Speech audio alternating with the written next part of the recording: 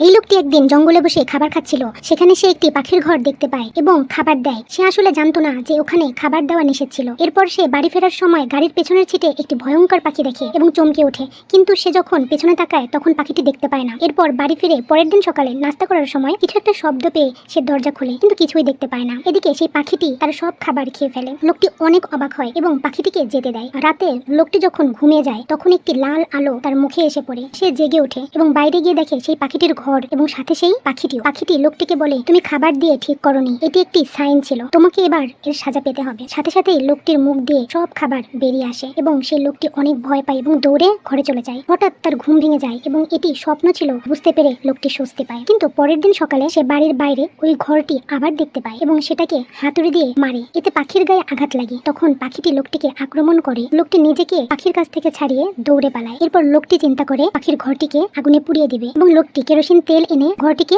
জ্বালিয়ে দেয়। এতে পাখিটিও পড়ে যায় এবং লোকটি স্বস্তি পায়।